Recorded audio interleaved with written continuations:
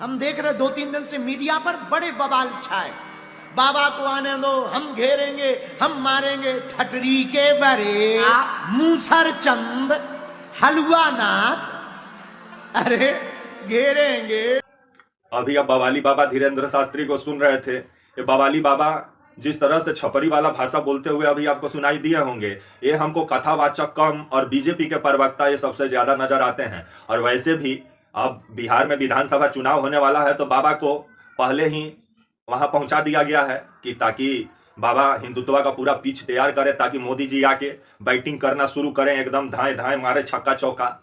लेकिन ये बाबा जो है खुद सवालों के घेरे में है। आइए पूरी खबर समझाएंगे, बताएंगे। जो बिहार में बाबा पे महाभारत छिड़ा हुआ है वो भी बताएंगे।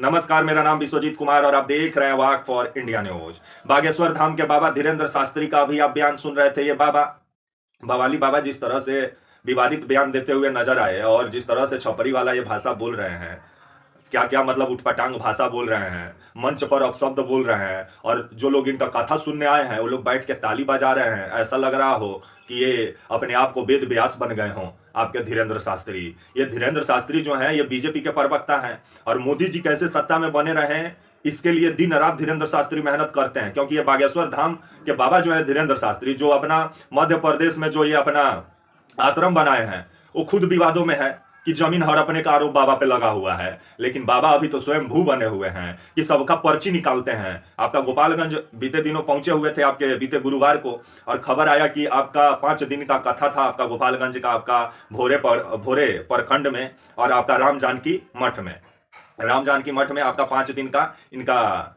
जो हनुमान कथा था, हनुमान जी का कथा करने के लिए पहुंचे हुए थे। लेकिन हनुमान जी का कथा ये कम किए और बीजेपी का और मोदी जी का तारीफ करने में ये लग गए।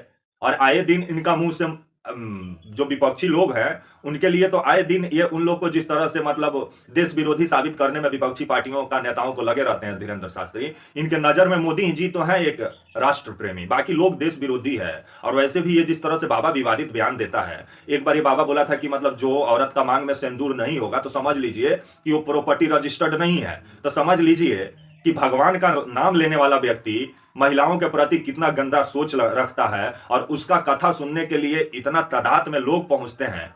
सोचने पर आदमी मजबूर हो जाता है कि आजकल के डेट में भौकाली लोगों का बोलबाला ज्यादा है, क्योंकि कलयुग है। अगर हमारे हिंदू धर्म के जो भगवान है शंकराचार्य लोग, वो अगर आए किसी जगह पे तो इतना भीड़ नहीं होगा, क्योंकि वो लोग जो बात करेंगे तो धर्मशास्त्र के अनुसार बात करेंगे। अब धीरेन्द्र शास्त्री जैसा भौकाली आदमी जैसा पूरा छपरी भाषा में तो लोग बात नहीं करेंगे। और जिस तरह से बिहार में शिक्षा को तबाह किया गया और उसके जगह पे अंधविश्वास को इतना ना बढ़ावा दिया गया, जिसका नतीजा है कि वही गोपालगंज में एक सरकारी हॉस्पिटल खोज दीजिएगा तो ढंग का नहीं मिलेगा। जहां इलाज के वजह से इलाज जहां सही से लोगों का नहीं हो पाता है, सही से उपचार नहीं लोगों को मिल पाता है, तो लोग अपना जान गंवा देते हैं वही गोपालगंज में। जिस गोपालगंज में मतलब अस्पतालों का भारी अभाव है, धीरेन्द्र शास्त्री उस पर नीतीश कुमार जी से सवाल नहीं किए।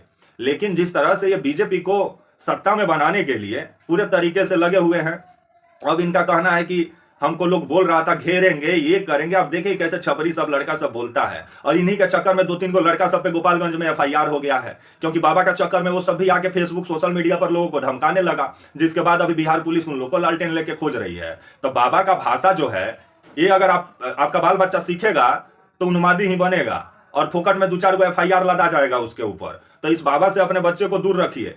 अगर सत्संग ही सुनाना है तो जाइए शंकराचार्य जो हमारे धर्म के जो भगवान लोग हैं उन लोग से मिलिए। वो लोग बात करेंगे तो शास्त्र के तहत बात करेंगे, इसके जैसा नहीं कि दो मारकच करेंगे मंच पे बैठ के। और जिस तरह से ये अपशब्द कथा कम, लेकिन खाली हिंदू राष्ट्र बनाना है। तो जब आपको हिंदू राष्ट्र बनाना है तो मोदी जी से एक दिन मिल लीजिए और मोदी जी से बोलिए हमको हिंदू राष्ट्र बनाना। अब तो मोदी जी आपका बात तो नहीं मानेंगे, क्योंकि बैसाखी के सहारे मोदी जी चल रहे हैं। क्योंकि नीतीश कुमार और चंद्रबाबू नायडू 2 को बैसाखी हैं। तो मोदी जी से मिलना चाहिए और मोदी जी को बोलना चाहिए कि हिंदू राष्ट्र का घोषित करें मोदी जी भारत को। जो भारत में विविधता में एकता, जिस भारत की पहचान है, उस भारत में जिस तरह से व्यक्ति धार्मिक उन्माद फैलाना चाह रहा है, जिस पर विभिन्न सवाल खड़ा होता है। और पटना के डीएम साहब जिस तरह से, आपका गोपालगंज के जो डीएम साहब हैं, वो जिस तरह से मतलब इनका व्यवस्था का जायजा लेने पहुंचे हुए थे भौकाली बाबा का, कि जो सरेआम धर्म का कम बात करता है, लेकिन धर्म के नाम पे जिस तरह से व्यक्ति उन्माद फैलाता है और लोगों के मन में जिस तरह से दूसरे धर्म के प्रति जहर बोता है, जो लोकतंत्र के लिए सही नहीं है। ये व्यक्ति मंच पे बैठ के संविधान का सरेआम धजिया उड़ाता है और गोपालगंज के डीएम साहब इनका सुरक्षा में मुस्तैद रहते हैं। अगर इस तरह का कोई विपक्षी व्यक्ति अगर बिहार में बात कर दे तो उसको अभी तक देश विरोधी साबित कर दिया जाएगा। लेकिन ये बागेश्वर धाम के बाबा हैं, ये जो भी बोलेंगे वो परम सत्य है। लग रहा है कि ये भी कहीं विष्णु के अवतार ले लिए हों। मोदी जी तो खुद विष्णु के अवतार हैं। तो मोदी जी से बीते दिनों मिले होंगे, बाबा से मिले थे मध्य प्रदेश में, जिसके बाद से बाबा को ज्ञान दिए होंगे, बाबा पहले आप बिहार चलिए, हमारे लिए पिच बनाइए, फिर हम पीछे से आते हैं, फिर बैटिंग करेंगे। जो आरजेडी है इसको लेकर के विरोध जताई है कि बाबा जिस तरह से बीजेपी का राजनीति को बिहार में बढ़ावा दे रहे हैं जो सही नहीं है, जिसको लेकर के बीजेपी का कहना है कि आरजेडी हिंदू विरोधी है। मतलब बीजेपी वाले ही ज्यादा मतलब हिंदुओं का रक्षक हैं। लेकिन जो बिहार में बेरोजगारी है, जो बिहार में पलायन है, जो बिहार को मजदूर क्लास बना दिया गया, जो बिहार कुपोषण का शिकार हो रहा है, उस पर ज्ञान देने के बजाय, उस पर नीतीश कुमार से सवाल करने के बजाय बागेश्वर धाम के बाबा लगे विपक्षी पार्टियों पर हमला बोलने, आरजेडी पर और तेजस्वी यादव पर। अभी भाषा भी सुने ही बाबा का, छपरी वाला भाषा। तो इस बाबा से अपने बाल बच्चा को बचा के रखें। और सत्संग ही सुनाना है तो कुछ अच्छा व्यक्तियों का सत्संग ले जाके अपने परिवार को सुनाएं। ऐसे व्यक्तियों का सत्संग सुनाएंगे तो कहानी हो जाएगा। क्योंकि पर्ची वाला बाबा जो है, जब ये पर्ची निकाल के बड़ा बड़ा समस्या हल कर देता है, तो भारत में बेरोजगारी है, महंगाई है, कुपोषण है, हर दिन जो बलात्कार हो रहा है भारत में महिलाओं के साथ, उस पर पर्ची निकाले बाबा, ताकि पुलिस प्रशासन को पहले मालूम चल जाए और जाकर के अपराधियों को पकड़ ले। लेकिन बाबा धर्म के नाम पे जिस तरह से लोगों को आए दिन उन्मादी बनाने का काम ये बाबा करता है, और पुलिस प्रशासन है कि बैठ के देखता है। और वैसे भी बीजेपी के समय में कुछ बाबाओं का अच्छा दिन आ गया है।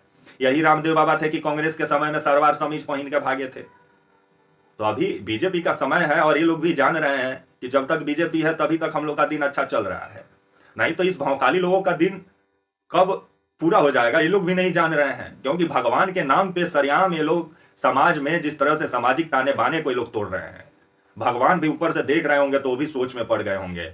हम तो भक्त बनाए थे, यहाँ सब भौकाल बन गए। तब तक के लिए नमस्कार, जय हिंद, वंदे मातरम।